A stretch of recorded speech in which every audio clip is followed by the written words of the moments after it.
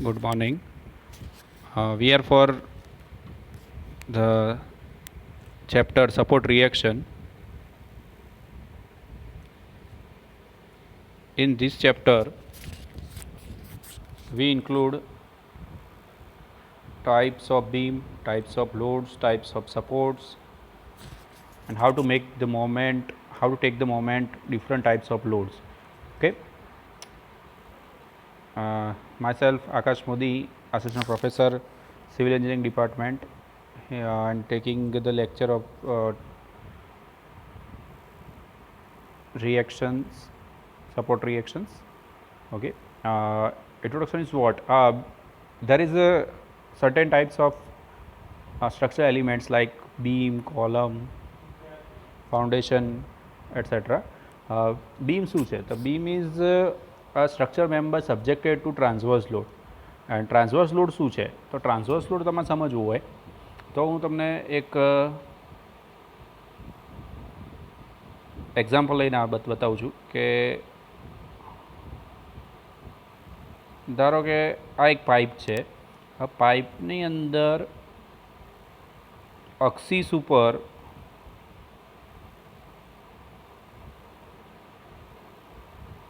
આ એની અક્ષિસ છે.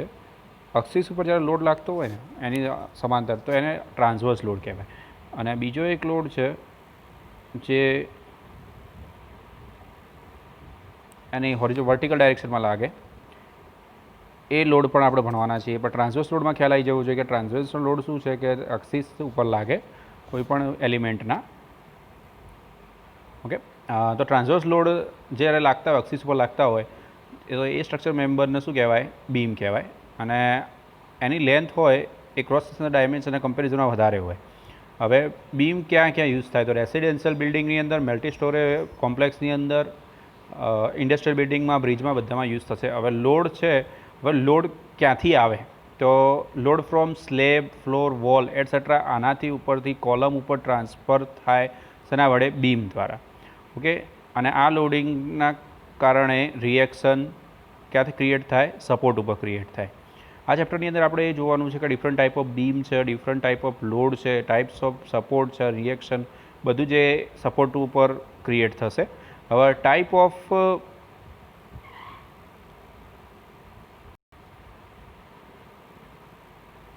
બીમની વાત કરીએ તો ટાઈપ ઓફ બીમની અંદર ટોટલ 5 આપણા બીમ છે. એમાં સિમ્પલી સપોર્ટેડ બીમ છે તો એની અંદર સિમ્પલી સપોર્ટેડ બીમ ક્યારે કહી શકાય? તો એની અંદર સપોર્ટ છે તમારા એ એન્ડ ઉપર હોય છે. ઓકે. બીમના સપોર્ટ હોય એ એન્ડ ઉપર હોય તો એવા સપોર્ટને આપણે શું કહીએ? સિમ્પલી સપોર્ટેડ બીમ કહેવાય.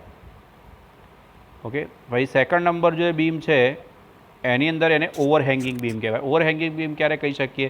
કે જ્યારે તમારા એક સપોર્ટ છે એ એક્ઝેક્ટલી એન્ડ ઉપર હોય ને બીજો સપોર્ટ છે એ સર્ટેન મીટર અથવા તો સર્ટેન સેન્ટીમીટર રાઈટ સાઈડ બાજુ થોડોક અંદરની બાજુ હોય તો એને, અને એક બાજુની જે સાઈડ છે એ ઓવરહેંગ થતી હોય તો એને ઓવરહેંગ બીમ કહેવાય. તો જે રાઈટ સાઈડ બાજુ જે overhanging from on left right side કહેવાય. લેફ્ટ સાઈડ બાજુ જે મૂવ થાય છે જે એને ઓવરહેંગિંગ ઓન લેફ્ટ સાઈડ કહેવાય. અને બે બાજુ મૂવ થતું હોય તો એને ઓવરહેંગિંગ ઓન બોથ સાઈડ કહેવાય. હવે તમે જોઈ શકો છો તો એની અંદર સિમ્પલી સપોર્ટેડ બીમ આવો જ દેખાશે. પછી કેન્ટિલેવર બીમ એક્શન આવી હશે, કેન્ટિલેવર બ્રિજ, ઓવરહેંગિંગ બીમ, આ બધા અલગ અલગ પ્રકારના યુડીએલ પણ અંદર આવે છે. એટલે કે યુનિફોર્મ ડિસ્ટ્રીબ્યુટેડ લોડ કે લોડના કારણે જે હોય. પછી યુવીએલ યુનિફોર્મલી વર્ડિડ લોડ હોય એ બધા આવશે. પછી કેન્ટિલેવર બીમ કોને કહેવાય? તો એક બાજુ તમારો જે એક બાજુનો જે એન્ડ હોય એ તમારો ફિક્સ હોય અને બીજી બાજુનો જે એન્ડ હોય એ ફ્રી હોય. તો આવો જ્યારે બીમ બને ત્યારે એને કેન્ટિલીવર બીમ કહેવાય છે. પછી ફિક્સ બીમ ક્યારે કહેવાય? તો જે એના જે સપોર્ટ હોય એ ફિક્સ હોય. ઓકે. તો એને ફિક્સ્ડ બીમ કહેવાય. બોથ એન્ડ ફિક્સ હોય. પછી કન્ટિન્યુઅસ બીમ ક્યારે કહેવાય? કે જ્યારે બેથી વધારે જ્યારે એના સપોર્ટ્સ હોય એ કન્ટિન્યુઅસલી બીમ તમારો પ્રોવાઈડ કરેલો હોય તો આવા બીમને એટલે કે it has more than 2 supports તો એને કન્ટિન્યુઅસ બીમ કહી શકાય. પછી પ્રોપ્ડ કેન્ટિલીવર બીમની અંદર શું થશે તો પેલા એના જેમ જ છે કેન્ટિલીવરની જેમ.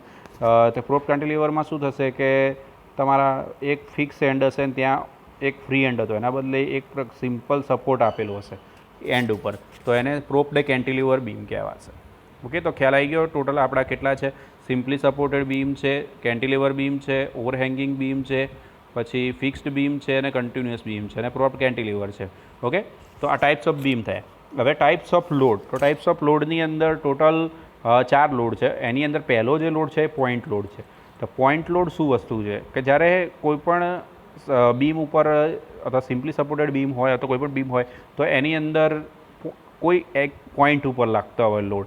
જેમ કે આપણે ફિગરની અંદર જોઈ શકીએ છીએ તો એની અંદર W1 અને જે W2 છે એક ફિક્સ પોઈન્ટ ઉપર, ધારો કે ABC અને એના આપણે C પોઈન્ટ આને આપી દઈએ અને આને D પોઈન્ટ લખી દઈએ તો C અને D ઉપર C ઉપર W1 પોઈન્ટ લોડ લાગે છે અને W2 ક્યાં લાગે છે? D પોઈન્ટ ઉપર લાગે છે. ઓકે, તો આ પોઈન્ટ લોડ છે. એ પોઈન્ટ લોડ છે કિલોન્યુટન અથવા ન્યૂટનની અંદર હોઈ શકે. ધારો કે 20 કિલોન્યુટન, 100 ન્યૂટન, 60 કિલોન્યુટન પર હોય છે. પણ કોન્સન્ટ્રેટેડ લોડ એટ 1 પોઈન્ટ તો એને પોઈન્ટ લોડ કહેવાય સિમ્પલ ભાષાની અંદર, લેંગ્વેજની અંદર. ઓકે, પછી યુનિફોર્મલી ડિસ્ટ્રીબ્યુટેડ લોડ. આ લોડ હોય પોઈન્ટ લોડથી અલગ વસ્તુ છે. એ દરેક પોઈન્ટ ઉપર એક સરખો લાગતો હોય. ધારો કે તમે આવું એક્સ ધારી લો, આટલું ડિસ્ટન્સ તમારું એથી એક્સ છે તો એક્સ ડિસ્ટન્સ ઉપર પણ તમારો W કિલોન્યુટન પર મીટર સરખો જ લાગતો હશે. દરેક પોઈન્ટ ઉપર અથવા દરેક એલિમેન્ટ ઉપર તમારો UDL છે કે યુનિફોર્મ ડિસ્ટ્રીબ્યુટેડ, UDLનું આખું નામ યુનિફોર્મલી ડિસ્ટ્રીબ્યુટેડ લોડ છે. તો એ દરેક જગ્યાએ સરખો લાગતો હોય. લેન્થ પણ સરખી હોય. લેન્થ W કિલોન્યુટન પર મીટર કહેવાય, એટલે કે એને UDL કિલોન્યુટન પર મીટર અથવા ન્યૂટન પર મીટરની અંદર પણ દર્શાવી શકાય. યુનિટ એનો એવો હોય. ટોટલ લોડ કરવો હોય તો ધારો કે એવું આપણે એસ્યુમ કરીએ કે 4 મીટરનો તમારો આ સ્પાન છે. ઓકે, અને એક મિનિટ, 4 મીટરનો તમારો સ્પાન છે અને આ W 20 કિલોન્યુટન પર મીટર છે. તો 20 તો તમારા ટોટલ લોડ લોડ જોતો તો 20 ગુણ્યા 4 એટલે કે 20 × 4 કરો તો તમને 80 કિલોન્યુટન તમારો ટોટલ લોડ તમને UDLનો મળી જાય.